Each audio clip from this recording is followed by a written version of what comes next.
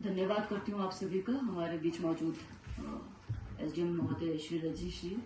Shankar Gautam assistant commissioner, बाकी DSP साहब हैं, वीडियो साहब और हमारे एसडीएम उदयपुर श्री मनोज जी, हमारे बीडीसी सदस्य श्री टशी केसांग जी मौजूद हैं। बाकी जितने भी हमारे विभाग के अध्यक्ष हैं और सभी अधिकारी कर्मचारी, सभी का मैं धन्यवाद करती हूँ। शॉर्ट नोटिस पे आप सभी पहुंचे और सभी अपने काम के ब्यौरे के साथ, पूरे ब्यौरे के साथ यहाँ पे आए, इसके लिए मैं धन्यवाद करती हूँ। क्योंकि शॉर्ट नोटिस पे हुआ, कल की छुट्टी का मेरे भी ध्यान में नहीं था, तो एसी साहब ने कहा कि आज ही हम इसको कर सकते हैं, क्योंकि कल के भी आप लोगों के कई तरह के घर भी जाना होता है, कई तरह के प्लान्स होते हैं, तो मैं उस चीज को समझती हूँ। तो उसके लिए मैं धन्यवाद करती हूँ आप सभी का। क्योंकि अब हमारे जैसे विंटर्स शुरू हो चुके हैं, तो विंटर्स के पर्सपेक्टिव से आपकी क्या तैयारी है प्रशासन की प्लस डिपार्टमेंट की, तो वो उस चीज का भी रिव्यू करना था। और साथ में जो पिछली हमने मीटिंग ली थी उसका भी रिव्यू करना था कि कितने आप उसमें कितना आगे बढ़े हैं। तो मीटिंग लेने का मकसद सिर्फ ये नहीं है कि बस वहीं के वहीं, मैंने पिछली मीटिंग में भी कहा, आपका जब हम एक मीटिंग से दूसरी मीटिंग की तरफ आगे बढ़ते हैं तो उसका कम से कम कुछ प्रोग्रेस तो होना ही चाहिए, ग्राउंड में लेवल पे भी, और आपका कागजों में तो चलो बहुत सुंदर आप लोग लिख के आते हैं।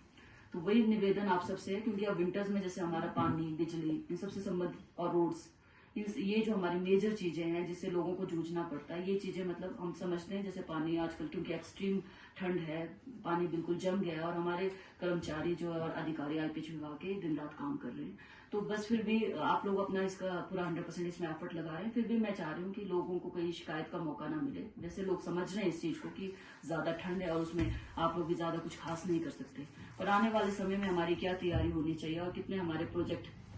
जैसा हमारा सीजन शुरू होता है आफ्टर मई या जैसे भी मौसम फेवरेबल रहता है, तो जितने भी हमारे प्रायोरिटीज की स्कीम्स है, अब हम देखते हैं कि आरएनएस में बहुत सारी स्कीम्स हमारी प्रपोज्ड है, कई 70 साल से हमारी पेंडिंग स्कीम्स चली आ रही है। तो ऐसा ना होते हुए हमें प्रायोरिटी डिसाइड करनी पड़ेगी हर डिपार्टमेंट की। और जैसे आज मैंने आईपीएच डिपार्टमेंट की भी एक सेपरेट मीटिंग ली थी, तो उसमें हर एक स्कीम का भी रिव्यू किया गया था और हर एक स्कीम का प्रोग्रेस रिपोर्ट भी। तो उसमें भी यही पाया गया कि आरएनएस में हमारे कोई हजारों के हिसाब से, सैकड़ों के हिसाब से स्कीम्स है और सब में 5-5 हजार रुपए से कोई ज्यादा है नहीं पैसा। लाइबिलिटी क्रिएट हो रही है, तो काम जो डिमांड बेस्ड है, पब्लिक डिमांड बेस्ड है, वो कार्य फिर वो नहीं पाता। तो ये गुजारिश मेरे डिपार्टमेंट से भी और मुख्यतः प्रशासन से कि पब्लिक नीड पे, पब्लिक डिमांड पे ही काम होना चाहिए।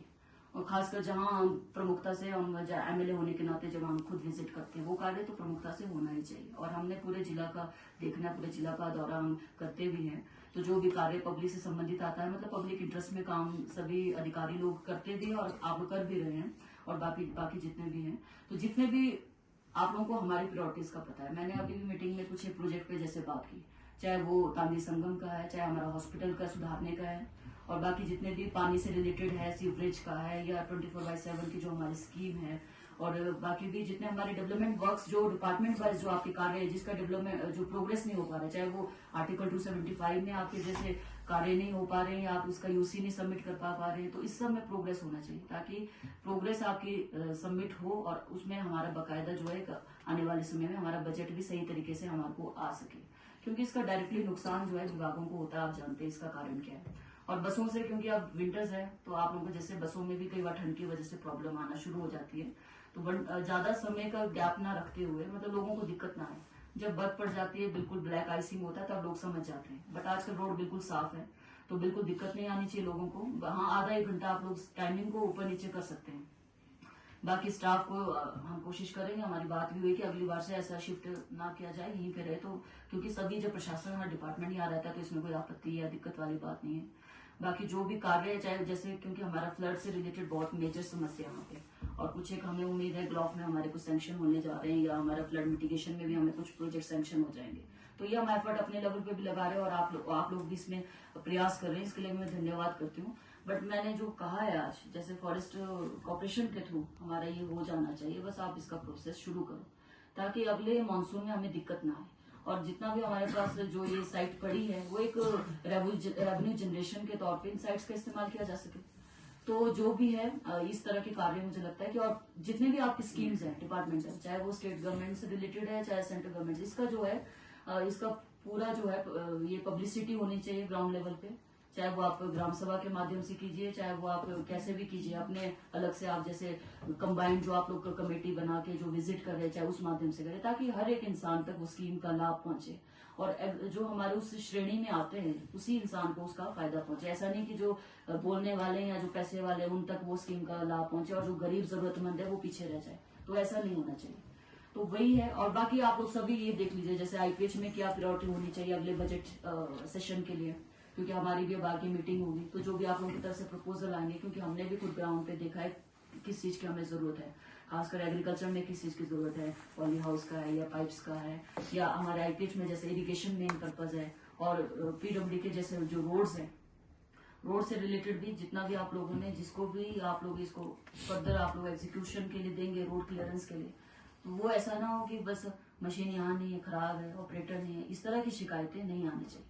और जिस एंड पे मेरे पास पहुंचती है कोई भी समस्या तो उसका तो हम निपटारा करते ही हैं, पर हाँ अगर लोग डायरेक्टली आपको अप्रोच करते हैं, आपके ऑफिस आते हैं, कोई उम्मीद से आता है, आपके प्रशासन में डीसी से मिलता है या अदर हमारे एडमिनिस्ट्रेटर से मिलता है, तो बहुत उम्मीदों से आता है, तो मेरे अफसेंस में वो आप सबका फर्ज है और आप लोग कर भी रहे हैं कि उसको आप अच्छे से उसको अटेंशन देके उसका निपटान करें उसकी समस्या का। जो भी बजट से रिलेटेड है हम जानते हैं उसमें भी कई तरह के अप्स एंड डाउन्स चले रहते हैं, और ये सिर्फ हमारी गवर्नमेंट की बात नहीं, हर गवर्नमेंट में ऐसा होता है, बट उसका कारण क्या है वो भी कहीं ना कहीं आपको देखना है कि प्रोग्रेस आपकी ठीक नहीं होगी, बजट अगर आप लोग खर्च नहीं कर पा रहे तो बजट में तो डाउनफॉल आना ही है, तो वो चीज नहीं होनी चाहिए। तो वही रिक्वेस्ट है कि पब्लिक इंटरेस्ट में काम होगा और जो भी होगा वेल एक आपस में कोऑर्डिनेशन होना चाहिए अच्छा आपका, ऐसा नहीं कि एक डिपार्टमेंट दूसरे डिपार्टमेंट पे थोपे कि इसके पास पेंडिंग है उसके पास। जिस भी दो डिपार्टमेंट के बीच में अगर कोई आपको लगता है कि जैसे फॉर एग्जांपल गांधी संगम का है, टूरिज्म से वो गया है पैसा पीडब्ल्यूडी में, पीडब्ल्यूडी अब उसको एग्जीक्यूट नहीं कर पा रहा है कई साल से, तो वो पैसा फटाफट टूरिज्म को वापस किया जाए और वो पैसा फर्दर फॉरेस्ट को जाए। ऐसा नहीं कि बाद में जो आपस में एक दूसरे के लिए बोलते रहे, जैसे पहले इन्होंने किया कोल्ड स्टोरेज में कई साल, वो तो हमने इसको स्पीड अप करवाया। तो कोई भी जितने भी हमारे जरूरी जो प्रोजेक्ट हैं इसको हम तय सीमा में करेंगे और एक अच्छा मुझे लगता है हमने आउटपुट पब्लिक को देना है, पब्लिक के प्रति